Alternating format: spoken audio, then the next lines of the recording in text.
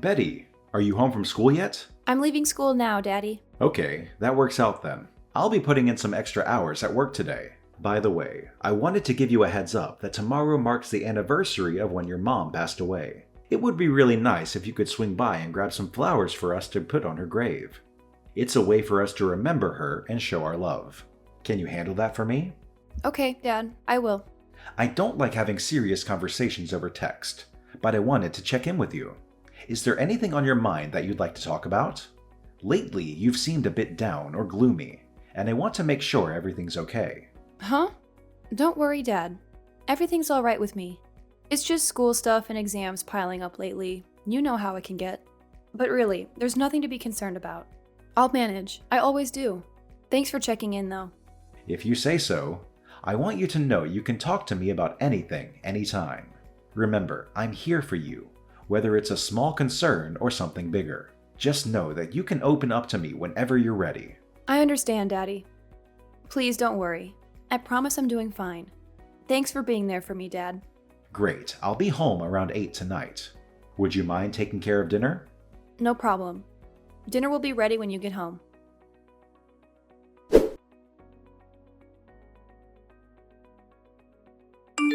Hey, Betty, where are you? Why aren't you back home yet? I've been really concerned about you. I just want to make sure you're safe and sound. Can you please let me know what's going on? Please reach out as soon as you can. Sorry, I'm coming home now. Do you know what time it is? You're still in junior high school. If you can't follow the rules like curfew, how can I trust you? What were you doing all this time? I was having dinner with my dead mother. Huh? What are you talking about? I really don't understand. Like I said, I was with my mother. You were with your mother? She's not with us anymore, sweetheart. She passed away when you were just a little one. Now, I gotta be honest with you. I'm having a hard time following what you're saying. I know you're lying, Daddy. I know the truth. I've uncovered the truth, you know. The real reason behind your divorce was your little affair. Mom told me everything, you know, about her illness and how she couldn't handle taking care of me anymore. That's why the court decided to hand me over to you. I'm not a naive child anymore, Dad. I can handle the truth. You can't keep lying to me like this. I'm not lying. Tell me where you are. I'm going to come there right now. I've already left the restaurant and I'm on my way back home now. Betty, I'm at a loss here. I really don't have a clue about what's happening. Dad, don't even think about avoiding this. It's happening and you can't escape it. This is the truth we're dealing with and it's not going away. You know, it was a shock when she revealed that she's my mother. She even showed me a picture of myself as a child. I could see how much she must have looked at that picture countless times, tears streaming down her face. This is real, Dad, and we can't ignore it any longer. What the? I don't understand. I saw Katie's body in the casket at her wake. You were probably way too young to remember it. But unfortunately, I'll never forget that. I don't remember, and so I had no choice but to believe your lie. I've never had the chance to meet a single member of Mom's family or any relatives, you know. That's why I never questioned your fabrication. I apologize that you never had the opportunity to get to know your mom's family. Unfortunately, they never really accepted me, and as a result, we weren't able to build a close relationship with them. It's something I regret, and I wish things could have been different. But sometimes circumstances just don't align the way we want them to. But Mom picked you over her own family, didn't she? And yet you still had the audacity to betray her? I saw her in tears, Dad. She wants to be with us again. She even mentioned that if you're single, she's willing to give you another chance. Can you believe that? After all the pain you caused, she's still considering it. You better think long and hard about what you've done, because Mom deserves better than someone who would break her heart like you did. Hold on. Let's take a moment to breathe and calm down, sweetheart. Betty, I need you to believe me when I say I never cheated on your mother. I swear on everything that's dear to me. I understand you're upset, but I need you to know that your mother has passed away. I don't know who you've encountered, but she can't possibly be your real mother. I know this is a lot to process, but I'm here for you, and I'll do my best to help you understand the truth. But Daddy, I've actually met her 3 times already. It didn't feel strange or anything. She knows things about me, things about you that only someone close would know. I can't just ignore these encounters, Dad. It's more than just a coincidence. There's a connection there, and I can't shake off the feeling that she's my real mother. Listen up, Betty, my dear. I want you to know that I'd never, ever lie to you. You're my whole world, and the idea of making you sad crushes me. Can't you see how much I care about you? Trust me when I say I'd never knowingly deceive you. You're my treasure, and I'll always be straight with you. No hidden agendas. I want so badly to believe you, but I'm torn, Dad. I'm not sure who I can trust anymore. Deep down, all I've ever wanted is to be with Mom. Look, why don't you open up and share everything with me? I want to understand the whole story, right from the beginning. If someone is claiming to be your mom, do you have their contact details? I think it's important for us to have a conversation with this person and hear their side of the story. Let's gather all the information we can so we can make sense of this situation together. Remember, I'm here for you, and we'll figure it out as a team. Yes, I'll tell you everything. I see. Once you're home, please text it to me. It may be a mutual friend or someone we haven't seen in a while. I don't know what they're up to, but there must be a reason why they went through all this trouble. I guess so. I don't really understand, but I'm sorry, Daddy. I really don't want to cause you any trouble. It's okay, baby. I know you miss Mom. If you could be with her again, you would. I feel the same. Yeah. I thought bringing up Mom would make you upset, so I did my best to avoid the topic. But I realize now that it's important for her to be a part of your lives. From now on, I'll make an effort to talk about Mom and keep her memory alive. So, could you please come home quickly?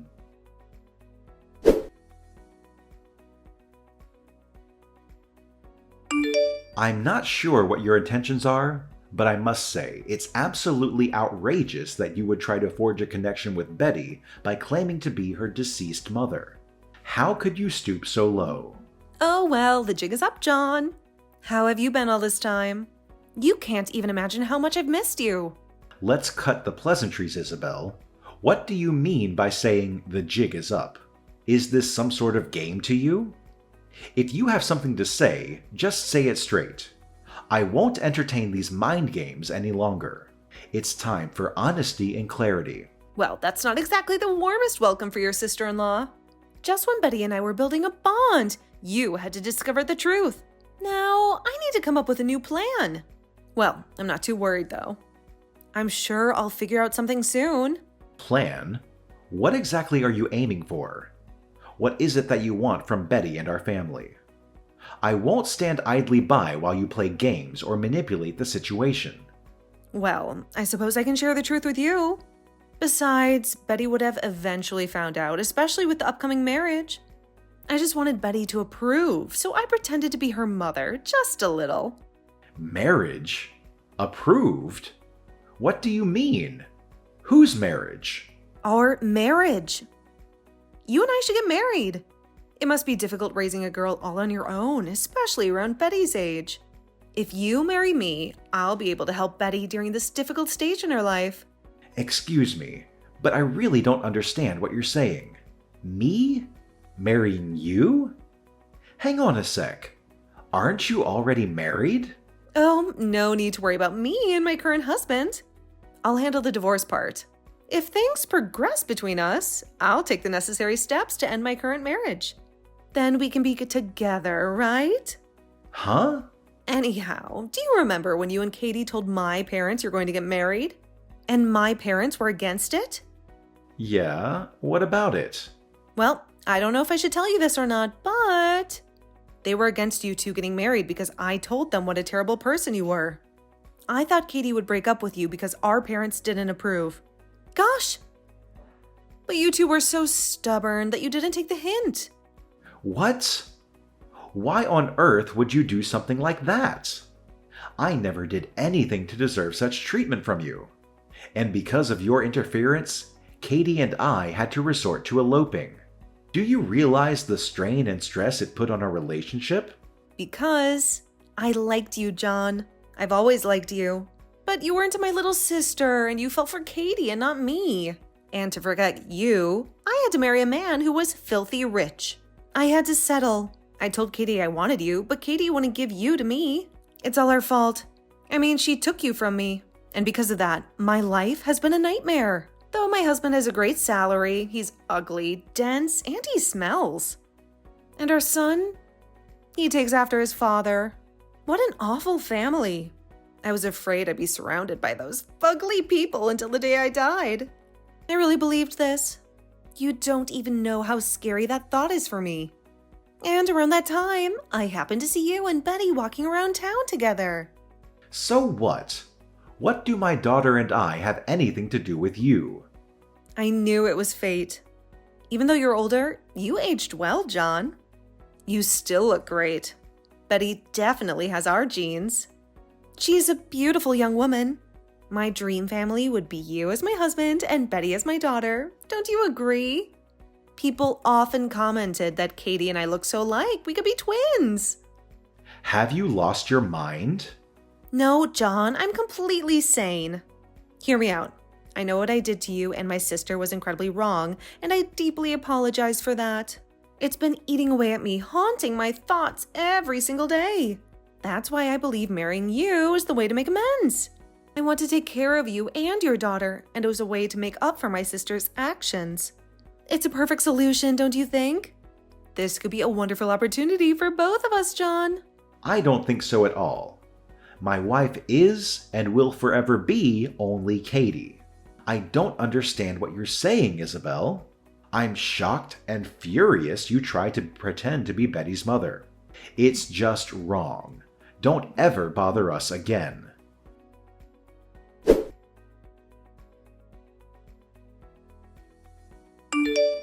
Isabel, I need you to stop right now. It's not okay what you did. Waiting for Betty outside her school and then trying to force her into a car is absolutely unacceptable. Leave Betty alone and stay away from her. I won't tolerate this kind of behavior any longer. You and Betty were ignoring my texts. It's all your fault. Besides, Betty and I spent time together in the past, so why can't I take her out for a drive? Hey, just so you know, she's my niece too. So you can't just boss me around and tell me I can't hang out with her. She only believed you were her mother because you deceived her. Just so you know, I've already talked to the police and filed a report about it. Don't even think about getting near my daughter ever again. Don't forget that it's all on you why Betty can't see her grandparents all this time. You should feel remorse for that. What? You went to the police? Just because I wanted to spend some time with Betty? Hey, that's not fair. That's not all that you've done. You continuously text us and call us. You stalk our house and Betty's school. Just the other day, our surveillance camera caught you trying to break into our house. You're on the verge of committing a crime. This is your final warning. Why won't you choose me, John? Katie is dead in the ground and her sister is offering to marry you. I don't see what the problem is. I love you even more than my sister ever did. There's little difference between Katie's DNA and mine. DNA? What are you talking about? I don't care about DNA. I married Katie because of her kind personality and the way she smiled when she looked at me. Maybe you and Katie look alike, but you two have nothing in common. You used Katie's name to try to get close to Betty. Manipulating my daughter's emotions is not a quality I find attractive. Not only that, you talk about your family and want to abandon them? I don't want someone like that in my family. There's something seriously wrong with you. I have absolutely no intention whatsoever of even being in the same room as you, let alone marrying you. I see. You're pretty stupid, huh? Someone like me is offering to marry you and you refuse? Do you have any idea how much money my husband makes? Over double? Maybe even quadruple what you make. If I divorced him, can you imagine how much money I'd get? Betty would be set for life. Would you want to throw away this wonderful opportunity? I don't know why I expected a low-level factory worker to make smart decisions. I guess that's why you chose Katie. All she had was a good personality. That's right. There's no way I would fall for a woman who judges men only for their wealth and looks. You need to realize that you're the one who ruined my life as well. It's because of you that I was forced to marry someone I didn't love. You must take responsibility for that. You owe me my entire life. I owe you nothing. You made your own choice to marry that guy, and I never forced you into anything. So let go of the idea that we'll ever be together, because it's never gonna happen. I see. I guess you're just as stubborn as ever, huh? But it's a good thing I didn't divorce my husband. He's a good plan B. Though I hate to think I'll live the rest of my life with those fugly people, I have to admit I enjoy my life of comfort. And I can look down on you from the lap of luxury, so you can rue the day you refuse my generous offer. I guess I'll watch you and Betty live a mediocre life and laugh. I wonder who'll be leading the mediocre life. What? It'll be you and Betty, of course. I contacted your husband. I knew which company he worked for. I sent him screenshots of the text you sent Betty and me. Excuse me? You did what? But it seems he's been thinking of divorcing you as well. He isn't happy that you never do any housework, and you often lash out at your son. Your attitude is an issue as well. He thanked me. He was worried about getting custody of your son, but thanks to the text, he's sure the judge will side with him. You're lying, right? My husband is head over heels in love with me. He does whatever I ask him to do. Plus, he doesn't have the courage to leave me. Everyone has their limit. He wanted to talk to you about this many times, but you always ignored him.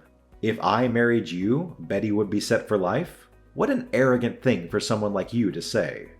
You're ripping off someone else and trying to come off like the hero who's going to save my poor daughter? Stop. You know, I was just joking about that. Text my husband. I was just fooling around in the text you sent him. Tell him I didn't mean any of that. I don't think that'll change anything. Then marry me. I wanted to divorce my husband because I happened to see you and Betty. It's your fault, so take responsibility. Isabel, you and I, we aren't family, friends, or anything. You are the one who started this crazy scheme, hurting your family, Betty, and me. You're the one that needs to take responsibility. What? What will happen to me? John, what do you think I should do? I really don't care at all. Oh, and there's one more thing. You said all Katie had was a good personality, but you, Isabel, there's nothing good about you. You're empty, inside and out.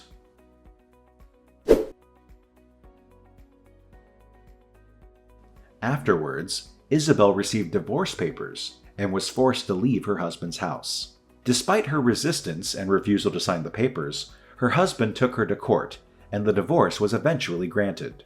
Isabel had hoped for a substantial settlement, but due to her lack of contribution to the household and child-rearing during their marriage, along with her attempted infidelity with me, her husband countersued for emotional distress.